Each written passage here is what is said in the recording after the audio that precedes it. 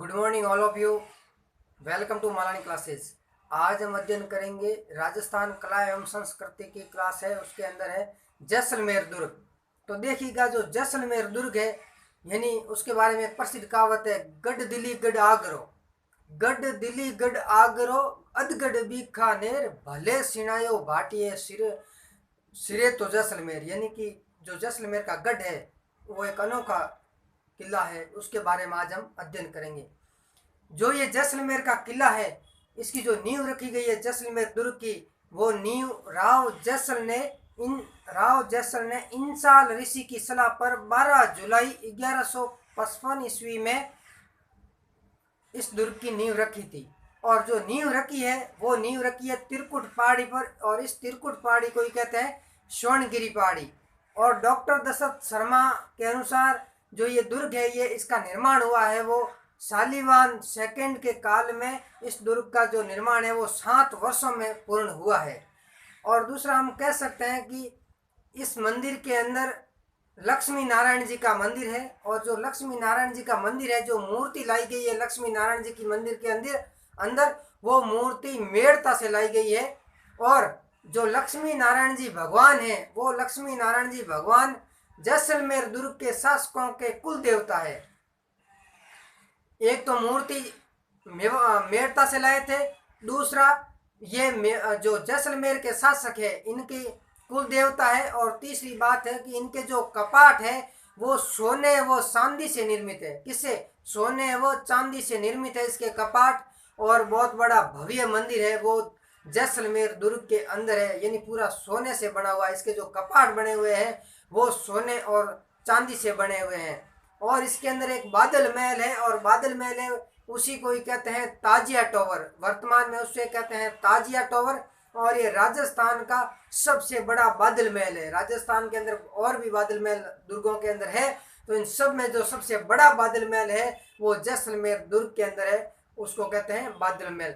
और इसके उपनाम, कई उपनाम है। हम कह सकते हैं कि इसके जो उपनाम है सोनार दुर्ग, जो सत्यजीत राय की एक फिल्म है, इसके नाम पर इसका नाम है सोनार दुर्ग। और एक आलसाय सिंह के समान, जैसे कोई एक सिंह पड़ा है आलस आया हुआ, वैसे प्रतीत होता है। जब हम दूर से देखते हैं तो हमें ऐसा लगता है कि जैसे कोई सिंह पड़ा है, और जिसे आलस के अंदर सिंह पड़ा है। और इसे कहते हैं 99 बुर्जों वाला किला, यानी 99 बुर्ज इसके अंदर बने हुए हैं। पूरे 100 नहीं है, यानी पूरे 100 नहीं है, एक कम है। बुर्ज दोस्तों क्या होते हैं? बुर्ज ये होते हैं, जैसे कोई दुर्ग है तो दुर्ग के अंदर देखो कुछ ऐसे घुंटी नुमा बना दिए जाते हैं। दुर्ग थोड़ी थोड़ी जगह घुंटी नुमा, बहुत पथरीले, बहुत बड़े बड़े बना दिए जाते हैं। ये होते हैं बुर्ज। इन्हें ऐसे ऐसे बुर्ज इस दुर्ग के अंदर 99 बने हुए हैं, पूरे 100 नहीं है। और ये भी है, ये जो 99 बने हुए हैं ये राजस्थान के सबसे ज्यादा बुर्ज है। ये भी कह सकते हैं राजस्थान के अंदर सबसे ज्यादा बुर्ज, यानी कि सर्वाधिक बुर्जों वाला किला तो जैसलमेर का किला है। और इसे कहते हैं गोहरागढ़ दुर्ग, इसे कहते हैं गोहरागढ़ दुर्ग। और इसी का ही नाम है रेत के समुद्र में, यानी कि रेत के समुद्र में लंगर डाले हुए जहाज के भांति ये प्रतीत होता है। तो ऐसा लगता है कि रेत के समुद्र में लंगर डाले हुए जहाज के समान ये दुर्ग है, क्योंकि जैसे लगता है दूर से देखते हैं तो जैसे कोई एक रेत समुद्र, जो समुद्र की भांति रेत है, रेत में लंगर डाले हुए जहाज खड़ा है, ऐसा इस दुर्ग को हम जो दृश्य देखते हैं तो हमें दृश्य दिखाई देता है। और रेगिस्तान का स्वर्ण, हम कह सकते हैं रेगिस्तान का स्वर्ण, क्योंकि जब सूर्य उदय होता है और सूर्य अस्त होता है उस समय की जो जो जो इसके ऊपर किरणें पड़ती है वो ऐसे पड़ती है जैसे ये सोना है, एक सोने के साथ भांति चमकता है। इसलिए ये कह सकते हैं कि रेगिस्तान का क्या है? स्वर्ण। और रेगिस्तान का गुलाब, एक गुलाब की भांति है ये। और राजस्थान का अंडमान, इसका और नाम है राजस्थान का अंडमान। और इसे कहते हैं गलियों का दुर्ग। इसके अंदर बहुत सारी गलियां हैं छोटी छोटी, इसलिए इसको कहते हैं गलियों का दुर्ग। और ये त्रिकुट पहाड़ी पर होने के कारण इसे कहते हैं त्रिकुटगढ़ दुर्ग। और भाटी भट्ट किवाड़, क्योंकि ये भाटियों की मरोड़ भी है इसलिए इसे कहते हैं भाटी भट्ट किवाड़।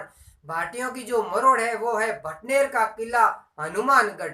भाटी शासक थे, भटनेर से आए थे, जैसलमेर के अंदर एक गांव है जिसका नाम है, जैसे हम देखो कि एक माता जी है जो सैनिकों की कुल देवी है, और वहां पर भाटी शासक आए थे। तीसरी राजधानी है लोधरवा, जैसलमेर लोधरवा आए थे, जहाँ मूमल की प्रेम कहानी है। और चौथी जो राजधानी है वो है जैसलमेर, यानी यहाँ पर भाटियों ने जो स्थापना की है। और इसे कहते हैं सोनगिरी या फिर सोनगढ़ दुर्ग भी कहते हैं, और इसे स्वर्णगिरी दुर्ग भी कहते हैं, क्योंकि ये जो पहाड़ी है उस पहाड़ी का नाम स्वर्णगिरी भी है, और इस पहाड़ी का नाम त्रिकुटगढ़ भी पहाड़ी है। देखिएगा, अब देखिएगा इसके अंदर हमने जो नींव है राव जैसल ने इंसाल ऋषि की सलाह पर रखी है। त्रिकुट पहाड़ी या सोनगिरी पहाड़ी जो जैसलमेर का दुर्ग है, इसके बारे में विस्तृत अध्ययन हमने कर लिया है। आप इसका स्क्रीनशॉट लीजिए, हम आगे बढ़ते हैं।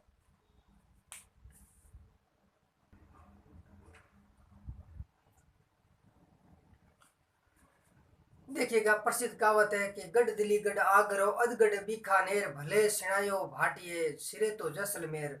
जैसे चित्तौड़गढ़ के बारे में कहावत है कि यानी कि जो प्रसिद्ध कहावत है, जैसे चित्तौड़गढ़ के समान कोई किला नहीं है, कोई दुर्ग नहीं है।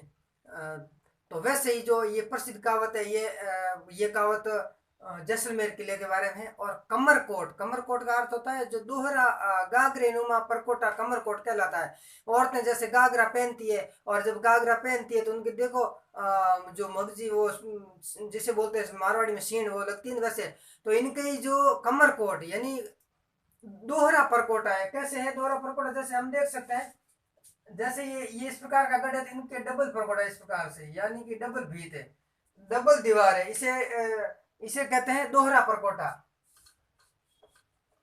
तो ये कमरकोट कहलाता है। और आगे देखिएगा, जो लक्ष्मी नारायण जी का मंदिर भी है, बादल महल भी है, और भूमिगत संग्रहालय भी है।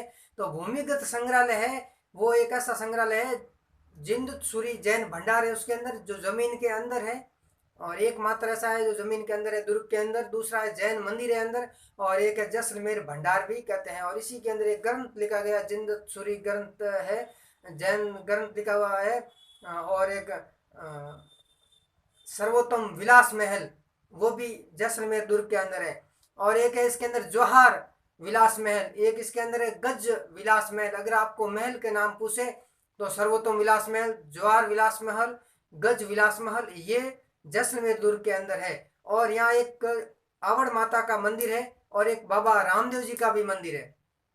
आवड़ माता का मंदिर है, आवड़ माता है वो भाटी वंश की कुल देवी है। और इनका जो रामदेव जी का भी मंदिर है। और एक और है मुख्य पोल, मुख्य पोल है जो अक्षय पोल या अक्षय पोल, जिसे अक्षय पोल कहते हैं या अक्षय पोल कहते हैं। और इस अक्षय पोल की पोल से ही जो माघ पूर्णिमा के दिन जो शुरुआत होती है, जो आरंभ होता है, वो मरु महोत्सव आरंभ होता है। क्या होता है? मरु महोत्सव आरंभ होता है। और एक जसलू हुआ मरु महोत्सव, यानी कि जो बाड़मेर जैसलमेर का जो प्रसिद्ध मरु महोत्सव है, यह राजस्थान ही नहीं पूरे भारत का प्रसिद्ध है, यानी पूरे विश्व के यहाँ लोग आते हैं। और जसलू कुआ, जसलू कुआ है एक ऐसा कुआ है जो बताते हैं, कहावतें हैं कि भगवान श्री कृष्ण ने द्वापर काल के अंदर अवतार लिया था। श्री विष्णु भगवान ने कृष्ण के रूप में अवतार लिया था द्वापर काल के अंदर। जब उन्होंने अवतार लिया उस समय सुदर्शन चक्र चलाया था, तो वो सुदर्शन चक्र यहाँ जसलू कुएं के अंदर चलाया था। और यहाँ एक जैसाण तोप भी है, यहाँ एक जैसाण तोप जो जैसलमेर की है, यानी कि हर दुर्ग के अंदर तोपें होती है, तो जैसलमेर के अंदर भी एक जैसाण तोप है। और देखिएगा इसके अंदर जैसे ये इसकी ये प्रसिद्ध कहावत है। अगर आपको कहावत के बारे में पूछे तो ये इसकी प्रसिद्ध कहावत है। और ये जैसलमेर दुर्ग के बारे में ये आप स्क्रीनशॉट लीजिए।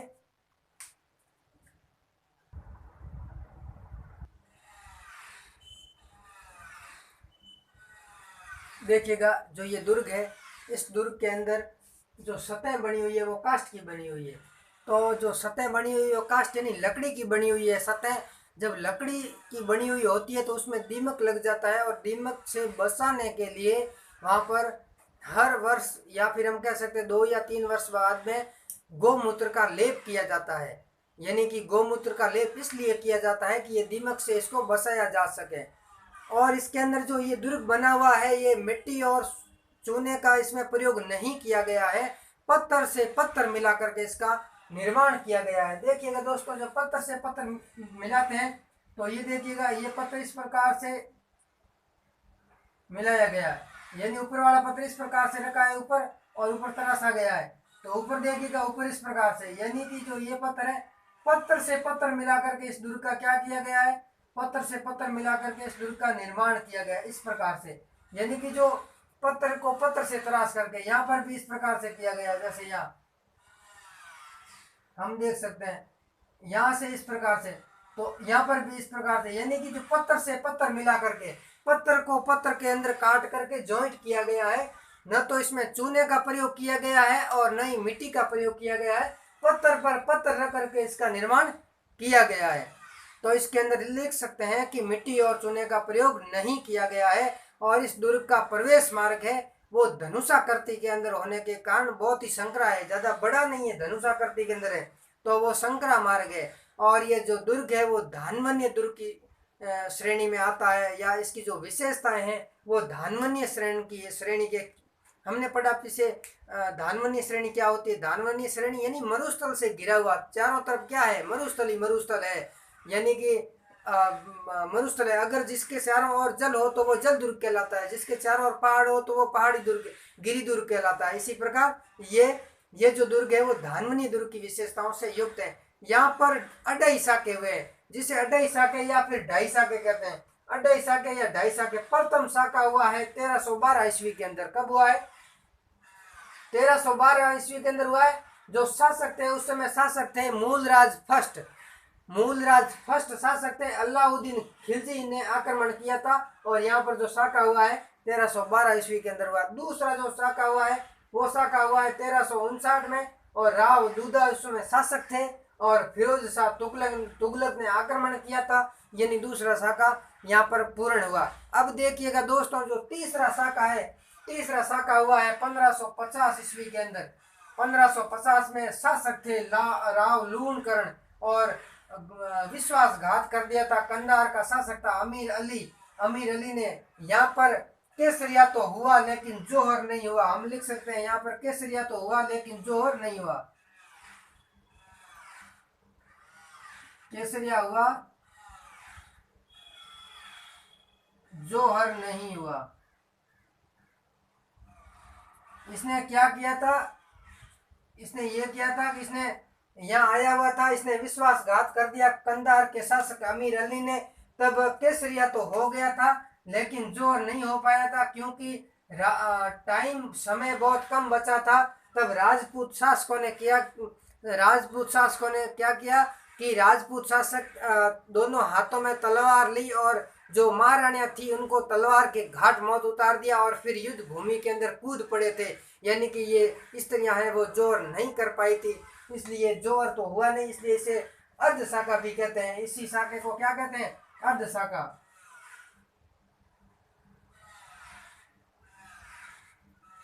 अर्ध शाखा, ये अर्ध शाखा है, राजस्थान का अर्ध शाखा, एकमात्र अर्ध शाखा है, ये प्रसिद्ध है। अगर आपसे पूछ ले तो अर्ध शाखा कहाँ का है? अर्ध शाखा जैसलमेर का है। और जो द्वितीय शाखा 1359 में हुआ, 1459 के अंदर जोधपुर नगर की नींव रखी गई थी, 1559 के अंदर उदयपुर की नींव रखी गई थी। तो याद रखिएगा, उदयपुर की नींव 1559 में महाराणा उदय सिंह ने रखी थी, और 1459 के अंदर जो जोधपुर की नींव रखी है वो राव जोधा ने रखी है, और 1359 के अंदर जो शाखा हुआ है वो जैसलमेर का शाखा हुआ। यानी इनके अंदर 100 वर्ष का अंतर है। 100 वर्ष बाद में इससे 100 वर्ष बाद में जोधपुर नगर की स्थापना हुई, और 100 वर्ष बाद में 200 वर्ष बाद में इससे उदयपुर नगर की स्थापना हुई। तो देखिएगा, आज हमने जो अध्ययन किया है वो जैसलमेर दुर्ग के बारे में अध्ययन किया है। आगे हम और दुर्ग के बारे में अध्ययन करेंगे।